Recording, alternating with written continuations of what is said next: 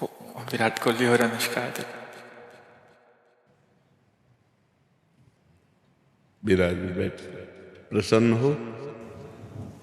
मुझे अभी ठीक हाँ, नहीं, ठीक ही रहना चाहिए। हम आपको अपने प्रभु का विधान बताते हैं थोड़ा सा। जब प्रभु किसी पर कृपा करते हैं, ये वैभव मिलना कृपा नहीं है, ये पुण्य है। पुण्य से एक घोर पापी को भी बहुत, देखो, पाप करके भी उनका कोई पुण्य है जिससे वो सुकृत पूर्व के सुकृतवश चल रहे हैं, नया पाप है। ये वैभव बढ़ना या यश बढ़ना ये भगवान की कृपा नहीं मानी जाती। भगवान की कृपा मानी जाती है अंदर का चिंतन बदलना, जिससे आपके अनंत जन्मों के संस्कार भस्म होकर और अगला जो है बड़ा उत्तम होगा। अंदर के चिंतन से होता है, बाहर से कुछ नहीं होता। महत्व अंदर का चिंतन। अच्छा, अंदर का चिंतन हम लोगों का स्वभाव बन गया बहिर्मुखी। बहिर्मुखी मतलब बाहर, बाहर यश, कीर्ति, लाभ, विजय, इससे हमको सुख मिलता है। अंदर से कोई मतलब नहीं रखता कोई विरला ही अंदर से।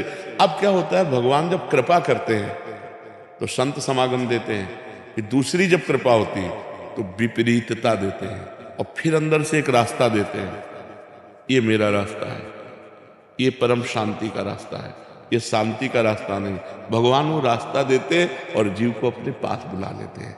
बिना प्रतिकूलता के संसार का राग नष्ट नहीं होता।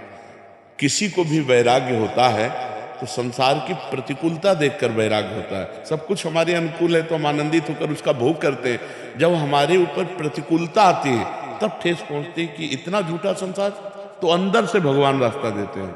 ये सही है। भगवान बिना प्रतिकूलता के इस संसार को छुड़ाने का कोई भी औषधि नहीं रखी। आज तक जितने बड़े महापुरुष हुए हैं, जिनका जीवन बदला है, उनको प्रतिकूलता का दर्शन करके बदला है। तो कभी प्रतिकूलता आए तो उस समय आनंदित हो कि मेरे ऊपर अब भगवान की कृपा हो रही है, कि मुझे सतमार्ग में चलने की प्रेरणा मिल रही है। अगर सतमार्ग छूटा हो, ये सब तो एक सेकंड के लिए आप विचार कीजिए। अब अपना सुधार कर लो, अपने जीवन को सत्य में ले आओ, तो अगला जो होगा वो बहुत जोर का होगा। चाहे जन्म हो तो श्रीवान, कुलवान, धनवान, वैभव संपन्न ऐसे, और भक्ति की अनुकूलता, भक्ति की अनुकूलता। खास बात श्रीवान, धनवान, कुलवान नहीं, खास बात भक्ति की अनुकूलता। अगर इस जन्म में भगवत प्राप्ति नहीं हुई तो भगवान श्री कृष्ण ने गीता में कहा है कि मेरे भक्त का नाश नहीं होता। मैं कुलवान, धनवान, श्रीवानों के कुल में जन्म देता हूं और फिर पुनः भक्ति का माहौल देता हूं, और पूर्व का जो भजन छूटा हुआ हो वहीं से उसको। अब बिल्कुल ऐसे ही रहो जैसे रह रहे हो, बिल्कुल संसारिक बन करके रहो, लेकिन अंदर का चिंतन आपका बदल जाए। अंदर के चिंतन में आपकी यश की भावना न रह जाए, अंदर के चिंतन में आपको धन बढ़ाने की भावना न रह जाए। अंदर का चिंतन हो जाए, प्रभु बहुत जन्म व्यतीत हो गए, अब एक बार आपसे मिलना चाहते हैं, एक बार आपसे मिलना चाहते हैं प्रभु, मुझे आप चाहिए, अब संसार नहीं। तो बात बन जाएगी, तो बात बन जाएगी। तो इसलिए आनंद पूर्वक भगवान का नाम जप करो, बिल्कुल चिंता मत करो। बाबा, क्या नाम जप से हो जाएगा पूरा? ये हम अपने जीवन का अनुभव बताते हैं। सांख्य योग और अष्टांग योग और कर्म योग और भक्ति योग, चारों योगों में प्रवेश रहा है। पहले हम सन्यासी रहे हैं 20 वर्ष सन्यासी रहे काशी विश्वनाथ जी। तो हम सांख्य योग, अष्टांग योग, जो अष्टांग योग है ना, अष्टांग योग, कर्म योग, इन तीनों को अच्छी प्रकार जान करके और फिर भक्ति योग में आए हैं। स्वयं भगवान शंकर से बढ़कर कोई ज्ञानी तो नहीं ना, सनकादि से बढ़कर कोई ज्ञानी नहीं। वो हरिशरणम सनकादि हर समय जपते रहते हैं। भगवान शिव राम राम राम राम राम राम जपते रहते हैं। हम वृंदावनवासी प्रिया प्रीतम के उपासी, तो जो राम में राह है वही राह है, जो धा है ये रस देने वाली वस्तु है। तो हम राधा राधा राधा राधा, मतलब आप ये समझो कि हमारी इतनी तार्किक बुद्धि रही, हमारी श्रद्धालु बुद्धि नहीं रही। सन्यासी की जो बुद्धि होती है वो तर्क प्रधान होती, कसौटी पर कसने पर। तो हम केवल भावुकता में राधा राधा का प्रचार नहीं कह रहे कि हमने सुना और ऐसे ग्रंथों में पढ़ा, ऐसे कह रहे, स्वयं स्वाद लेके कह रहे और विश्वास के साथ कह रहे कि यदि आप राधा राधा जपते हो तो इसी जन्म में भगवत प्राप्ति हो जाएगी, इसी जन्म में। जैसे किसी से कहा जाए कि तुम सत्य बोलो, मंदिर में चढ़ के बोलो, तो हम मंदिर में नहीं, हम वृंदावन में बैठे हैं। करोड़ों मंदिर इसकी समानता नहीं कर सकते, भगवान का परम धाम है। अगर राधा राधा नाम चल रहा है तो इसी जन्म में भगवत प्राप्ति हो जाएगी। हमारी आखिरी श्वास यदि राधा, तो मुझे श्री जी की प्राप्ति, भगवान की प्राप्ति हो जाएगी। इसमें कोई संशय नहीं और किसी साधनों की कोई आवश्यकता नहीं। आप केवल अंदर ही अंदर चलाइए और लिखिए।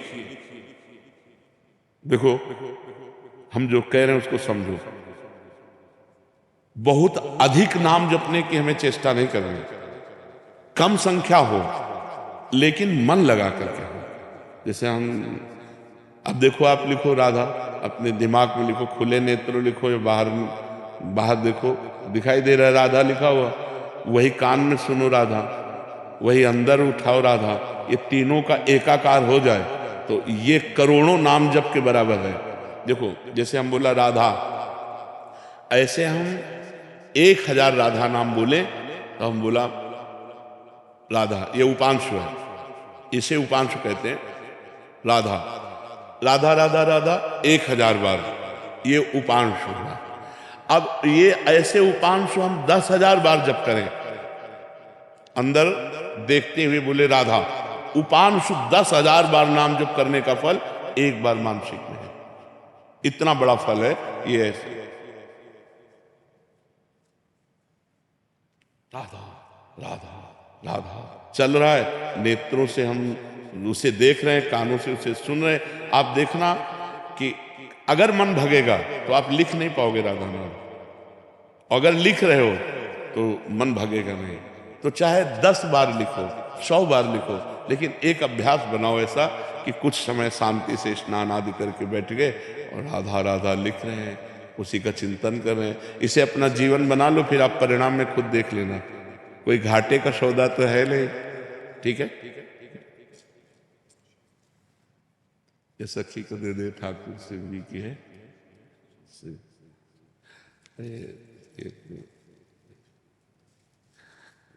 खूब आनंदित रहो, नाम जप करते रहो।